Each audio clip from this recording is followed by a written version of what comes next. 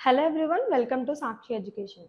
రీసెంట్గా ఏపీలో మనకి ఎండోమెంట్ డిపార్ట్మెంట్కి సంబంధించి కొన్ని పోస్టులని రిక్రూట్మెంట్ చేయనున్నట్లు, త్వరలోనే నోటిఫికేషన్ రానున్నట్లు ఒక అధికారిక ప్రకటన ద్వారా అయితే మనకు తెలిసింది.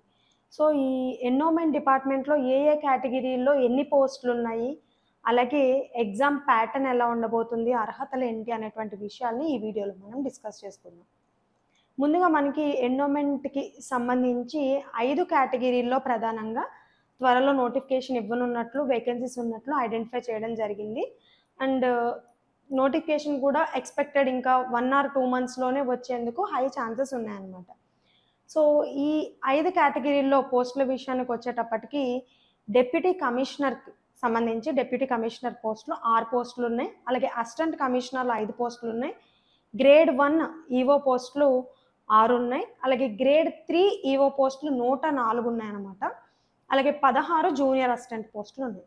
ఇవన్నీ కలిపి 137. వీటికి అదనంగా 200 పోస్టుల వరకు అర్చక వర్గానికి సంబంధించినటువంటి పోస్టులను కూడా ఐడెంటిఫై చేయడం జరిగిందనమాట. సో వీటిలో మనకి అత్యధికంగా 104 పోస్టులు మనకి గ్రేడ్ 3 ఎగ్జిక్యూటివ్ ఆఫీసర్ గ్రేడ్ 3కి సంబంధించి ఇవ్వబోతున్నారు. ఇది పెద్ద నోటిఫికేషన్గానే చెప్పొచ్చు ఎండోమెంట్ డిపార్ట్మెంట్లో, ఎందుకంటే ఎప్పుడు కూడా సింగిల్ డిజిట్ లేదా డబుల్ డిజిట్లో మాత్రమే ఇంత క్రితం నోటిఫికేషన్స్లో కొంచెం తక్కువే ఉండేది పోస్టుల సంఖ్య. అలాంటిది ఇప్పుడు 104 పోస్టులు అంటే చాలా మంచి నెంబర్ అని చెప్పొచ్చు అనమాట. సో ఈ నేపథ్యంలో అసలు ఎక్కువ మంది రాసేటువంటి పోస్టులు ఈవో గ్రేడ్ 3నే కాబట్టి దానికి సంబంధించినటువంటి డీటెయిల్స్కి చూసుకున్నట్లయితే దీని యొక్క ఏజ్ లిమిట్ వచ్చి మనకి 18 నుంచి 42 సంవత్సరాలు. అంటే లైక్ మిగతా ఏపీపీఎస్సీ ఎగ్జామ్స్ అన్నిటికీ ఎలాంటి ఏజ్ లిమిట్స్ ఉన్నాయో దీనికి కూడా అదే ఉంటుంది. అండ్ ఎలాంటి రిలాక్సేషన్స్ వర్తిస్తాయో అంటే ఓబీసీ కేటగిరీకి 3 years పాటు రిలాక్సేషన్, అండ్ ఎస్సీ ఎస్టీ కమ్యూనిటీస్కి అయితే 5 years ఏజ్ రిలాక్సేషన్ అనేది ఉంటుందన్నమాట. దీని యొక్క క్వాలిఫికేషన్ వచ్చేటప్పటికి ఎనీ డిగ్రీ, ఏ డిగ్రీ చేసినా మీరు ఏ గ్రూప్ చదువున్నప్పటికీ డిగ్రీలో ఈ ఎగ్జామ్ రాయడానికి మీరు ఎలిజిబుల్. అయితే ఇది దేవాదాయ శాఖకి సంబంధించినటువంటి పోస్ట్ కాబట్టి హిందూ అయి ఉండాలనేటువంటి నియమాలు ఎండోమెంట్ పోస్టులకి ఖచ్చితంగా ఉంటాయి. ఇక ఎగ్జామ్ విషయానికి వచ్చేటప్పటికి ప్రిలిమినరీ అండ్ మెయిన్స్ 2 ఎగ్జామ్స్ కూడా కండక్ట్ చేయడం జరుగుతుంది. ఈ ఈవో ప్రిలిమినరీ ఎగ్జామ్కి వచ్చేటప్పటికి మీకు ఒకటే పేపర్ ఉంటుంది 150 మార్క్స్కి. అయితే ఇందులో 50 మార్క్స్కి జనరల్ స్టడీస్ ఉంటుంది, రిమైనింగ్ 100 మార్క్స్కి Hindu philosophy and temple system గురించి ఉంటుందన్నమాట. ప్రిలిమ్స్కి మెయిన్స్కి సిలబస్ ఒకటే, కానీ మార్కుల వెయిటేజ్లోని పేపర్లలోని తేడా ఉంటుందన్నమాట. వెరస్ మెయిన్స్కి వచ్చేటప్పటికి మీకు 2 పేపర్లు ఉంటాయి. 150 మార్క్స్కి పూర్తిగా జనరల్ స్టడీసే ఉంటుంది, అండ్ రిమైనింగ్ ఇంకొక 150 మార్క్స్కి paper 2 Hindu philosophy and temple system ఉంటుంది అన్నమాట. టెంపుల్ సిస్టమ్ ఉంటుంది. సో ఈ సిలబస్ ఏముంటాయి ఇందులో అని చూసుకున్నట్లయితే మీకు జనరల్ స్టడీస్కి వచ్చేటప్పటికి జనరల్ స్టడీస్ పేపర్ అంటే ఫస్ట్ పేపర్కి వచ్చేటప్పటికి ఇంటర్నేషనల్ అండ్ నేషనల్ ఇంపార్టెన్స్ ఉన్నటువంటి కరెంట్ అఫైర్స్ ఉంటాయి. పాలిటీ అండ్ గవర్నాన్స్, ఈ గవర్నాన్స్ కూడా ఉంటుంది. హిస్టరీకి వచ్చేటప్పటికి ఇండియా అండ్ ఏపీ 2 హిస్టరీస్ కూడా ఓన్లీ మోడర్న్ హిస్టరీ మాత్రమే ఉంది, అంటే ఏన్షియంట్ అండ్ మెడివల్ హిస్టరీస్ లేవన్నమాట. జోగ్రఫీకి వచ్చేటప్పటికి ఓన్లీ ఫిజికల్ జోగ్రఫీనే ఉంది. ఇండియా అండ్ ఏపీ 2 కూడా ఓన్లీ ఫిజికల్ జోగ్రఫీనే ఉంది. అండ్ ఎకానమీకి వచ్చేటప్పటికి పోస్ట్ ఇండిపెండెన్స్ అంటే 1947 తర్వాత స్వాతంత్ర అనంతరం నుంచి ఇప్పటి వరకు టిల్ టుడే వరకు economy India with emphasis on Andhra Pradesh. So ఆంధ్రప్రదేశ్లో రీసెంట్గా వచ్చినటువంటి బడ్జెట్ సర్వే ఇవన్నీ కూడా చదవాల్సి ఉంటుంది, ఇండియాకి సంబంధించినవి చదవాల్సి ఉంటుంది. అలాగే 1947 నుంచి ఇప్పటి వరకు ఇండియన్ ఎకానమీ ఎలా ఉందో చదువుతూ వాటి యొక్క ఎఫెక్ట్ ఆంధ్రప్రదేశ్లో ఏ విధంగా ఉంది. లైక్ ఫర్ ఎగ్జాంపుల్ మీరు అగ్రికల్చర్ సెక్టర్ చదువుతున్నారు అనుకోండి, 1947 నుంచి ఇప్పటి వరకు అగ్రికల్చరల్ డెవలప్మెంట్స్ ఏమున్నాయి, ఎలాంటి కమిటీలు తీసుకొచ్చారు, ఎలాంటి చట్టాలు తీసుకొచ్చారు, ఇవన్నీ ఉంటాయి కదా. వీటి యొక్క ఎఫెక్ట్ ఆంధ్రప్రదేశ్లో ఏ విధంగా ఇంప్లిమెంట్ చేయడం జరిగింది, ఇవన్నీ కూడా మీరు చదవాల్సి ఉంటుంది అన్నమాట. ఆ కోణంలో చదవాల్సి ఉంటుంది ఎకానమీని. అండ్ అలాగే డిజాస్టర్ మేనేజ్మెంట్ ఉంది, sustainable development and environmental studies కూడా ఉంది. ఇక్కడ గ్రూప్ 2 ఆల్రెడీ ప్రిపేర్ అయిన వాళ్ళు ఎవరైతే ఉన్నారో వాళ్ళు ఇక్కడ కొంచెం కన్ఫ్యూజ్ అయ్యేందుకు ఛాన్స్ ఉంది. గ్రూప్ 2లో మీకు ఏపీ బైఫర్కేషన్ యాక్ట్ లేదు, బట్ ఇక్కడ ఎండోమెంట్ ఆఫీసర్కి ఏపీ బైఫర్కేషన్ యాక్ట్ ఉంది. ఆంధ్రప్రదేశ్ విభజన చట్టం, అందులో సవాళ్ళు సమస్యలు అవన్నీ కూడా ఉన్నాయన్నమాట. ఆ చట్టం ఇక్కడ చదవాల్సి ఉంటుంది. అండ్ ఇంకా మ్యాథ్స్ విషయానికి వచ్చేటప్పటికి, అథమెటిక్ విషయానికి వచ్చేటప్పటికి లాజికల్ రీజనింగ్, డేటా ఇంటర్ప్రిటేషన్ ఉంది, అలాగే డేటా అనాలిసిస్ కూడా ఉంది. ఇక పేపర్ 2 విషయానికి వచ్చేటప్పటికి ఇది హిందూ ఫిలాసఫీ అండ్ టెంపుల్ సిస్టమ్కి సంబంధించిన పేపర్, కంప్లీట్గా దానికి సంబంధించింది అనమాట, హిందూయిజంకి సంబంధించింది. సో దీంట్లో మనకి రామాయణాలో ఉన్నటువంటి వేరియస్ ప్లేసెస్, వేరియస్ పర్సన్స్, అలాగే దానిలో ఉన్నటువంటి పార్ట్స్, చాప్టర్స్, కాండాలు ఏవైతే ఉన్నాయో కాండాలన్నీ చదవాల్సి ఉంటుంది. అంటే వాటికి సంబంధించిన బేసిక్స్ మాత్రమే, మీకు సిలబస్లోనే బేసిక్స్ మాత్రమే అని చెప్పి మెన్షన్ చేయడం జరిగింది. అండ్ స్పెసిఫికల్లీ వేరియస్ ప్లేసెస్ ఏవైతే మెన్షన్ చేశారో అవి తెలిసి ఉండాలి అని చెప్పి కూడా మెన్షన్ చేయడం జరిగింది. అలాగే మహాభారతం కూడా సేమ్ ఇంతే, బేసిక్స్ తెలియాలి, పార్ట్స్ అన్నీ తెలియాలి, అండ్ ప్లేసెస్ తెలియాలి.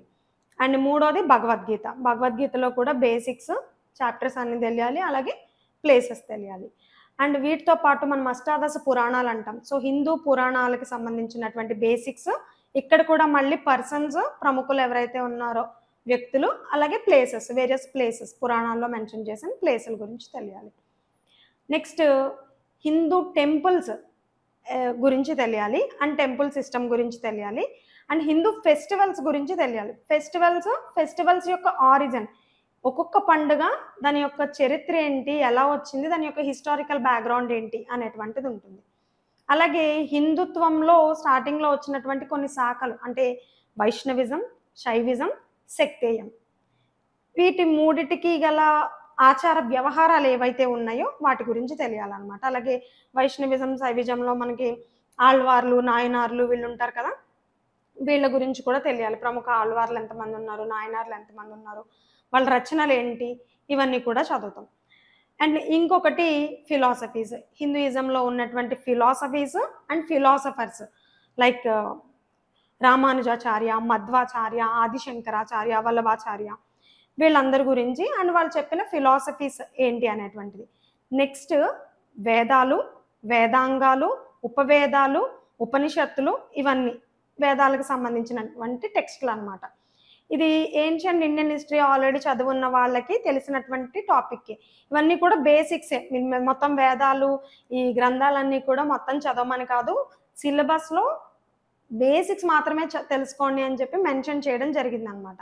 అయితే స్పెసిఫిక్గా ఏదన్నా ఒకటి ప్లేస్ గురించి కానీ, ఒక వ్యక్తి గురించి కానీ, అది ఈరోజు మనం ఇంప్లిమెంట్ చేస్తున్న చట్టాలకు కానీ, వాటికి కానీ దేన్నన్నా ప్రభావితం చేస్తున్నట్లయితే అటువంటి అంశాలను మాత్రం కొంచెం స్ట్రెస్ చేసి డీప్గా తెలుసుకునే ప్రయత్నం అయితే చేయండి. అంటే ప్రజెంట్ డే ఉన్నటువంటి లాస్ ఏవైతే ఉన్నాయో, హిందూ లాస్ కానీ ఇలాంటివి, వీటిని ఎఫెక్ట్ చేస్తున్నటువంటి అంశాలు ఏవైతే ఉన్నాయో పురాణాల్లో కానీ వాటిలో కానీ, అలాంటి వాటికి సంబంధించిన స్టోరీస్ మాత్రం కొంత డీప్గా తెలుసుకునే ప్రయత్నం చేయాల్సి ఉంటుంది అన్నమాట. సో ఇది మనకి హిందుత్వం గురించి. ఇది కాకుండా అదనంగా మనం రాయబోయే పోస్ట్ ఎండోమెంట్ ఆఫీసర్కి సంబంధించింది కాబట్టి దీనికి సంబంధించి ఎండోమెంట్ చట్టం ఉంటుందన్నమాట, దేవాదాయ చట్టం అంటాం. సో ఈ చట్టం మొత్తం బేర్ యాక్ట్ అంతా చదవాల్సిన పని లేదు, మళ్ళీ ఇందులో స్పెసిఫిక్ సెక్షన్స్ మాత్రమే మెన్షన్ చేయడం జరిగింది. 3 టాపిక్స్ మీద ఇచ్చారనమాట. ఒకటి ఎండోమెంట్ ఆఫీసర్ యొక్క డ్యూటీస్, ఇది సెక్షన్ 29 కిందకు వస్తుంది. అండ్ ఇంకొకటి సెక్షన్ 57, అంటే దేవాలయాలకి వచ్చేటువంటి ఆదాయాలు, అంటే హుండీ లెక్కింపుల ద్వారా వచ్చేటువంటి ఆదాయాలు కావచ్చు, ఇతరత్ర విరాళాల ద్వారా వచ్చేటువంటి ఆదాయాలు కావచ్చు, ఈ ఆదాయాలు ఎలా వస్తున్నాయి, దేవాలయాలు ఏదన్నా కొన్ని చారిటబుల్ ట్రస్టులు మెయింటైన్ చేస్తూ ఉంటాయి, లైక్ టీటీడీ ఉంది ఇప్పుడు, దాని యొక్క ఫండింగ్స్ కొన్ని ఉంటాయి అన్నమాట, కొన్ని చారిటీస్కి ఫండ్ చేస్తూ ఉంటుంది టీటీడీ. అలాంటి ఫండింగ్ యాక్టివిటీస్ ఏమన్నా ఉన్నాయనుకోండి, అంటే వచ్చే ఆదాయాలు ఎలా ఉన్నాయి, ఫండింగ్ ఎలా ఉంది, దానికి సంబంధించినటువంటి నియమ నిబంధనలు, రూల్స్ అన్నీ కూడా సెక్షన్ 57లో ఉంటాయి అన్నమాట.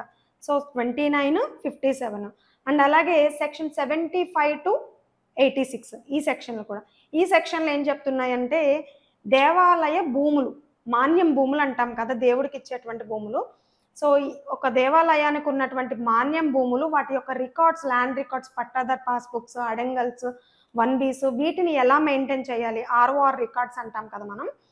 సో ఈ ఆర్ఓఆర్ రికార్డ్స్ని ఎలా మెయింటైన్ చేయాలి అనేటువంటిది ఆర్ఓఆర్ యాక్ట్లో కూడా ఎండోమెంట్ ల్యాండ్స్కి సంబంధించినటువంటి స్పెసిఫిక్ సెక్షన్స్ ఉంటాయి. సో ఆర్ఓఆర్ యాక్ట్లో ఉన్నటువంటి ఎండోమెంట్ సెక్షన్స్ చదవాలి, అలాగే ఎండోమెంట్ యాక్ట్లో ఉన్నటువంటి సెక్షన్ 75 నుంచి 86 వరకు ఉన్నటువంటి సెక్షన్లు కూడా చదవాల్సి ఉంటుందన్నమాట. దీంతో పాటు హిందూ కుటుంబ వ్యవస్థ దాని యొక్క సూత్రాలేంటి, నియమాలేంటి ఇవన్నీ కూడా చదవాల్సి ఉంటుంది. ఇది సెకండ్ పేపర్ యొక్క సిలబస్. సో మీరు ఇక్కడ సెకండ్ పేపర్ కనుక బాగా నేర్చుకున్నట్లయితే అటు ప్రిలిమ్స్లోని అలాగే ఇటు మెయిన్స్లోని కూడా రాణించగలుగుతారు అనమాట. ఎందుకంటే ప్రిలిమినరీలో 100 మార్కులకి సెకండ్ పేపర్ అంటే ఇప్పుడు ఏదైతే హిందూ ఫిలాసఫీ చెప్పామో ఇదే ఉంది, ఇదే సిలబస్ ప్రిలిమినరీకి కూడా. మెయిన్స్కి వచ్చేటప్పటికి కూడా ఇది 150 మార్క్స్కి ఉంది, దీనికి వెయిటేజ్ ఎక్కువ. ఎందుకంటే జనరల్ స్టడీస్ అనేటువంటిది ఓవరాల్గా అన్ని టాపిక్స్ కలిపింది. పైగా ఏంటంటే ఇది కొంచెం బేసిక్ లెవెల్లోనే ఉంటుంది అనమాట. జనరల్ స్టడీస్ కూడా ఆల్రెడీ గ్రూప్ 1 గ్రూప్ 2 ప్రిపేర్ అయ్యి ఉంటే కనుక ఆ స్టాండర్డ్ ఎక్స్పెక్ట్ చేయక్కర్లేదు. దానికన్నా కాస్త సులభంగానే ఉండొచ్చు జనరల్ స్టడీస్. కానీ ఇక్కడ టఫ్ పార్ట్ ఏంటి అంటే సెకండ్ పార్ట్ అనమాట. సో ఎవరైతే సెకండ్ పార్ట్ మీద కాస్త ఫోకస్ ఎక్కువ చేస్తారో వాళ్ళు ఖచ్చితంగా మంచిగా సర్వీస్ వచ్చేందుకు అవకాశం ఉంటుంది.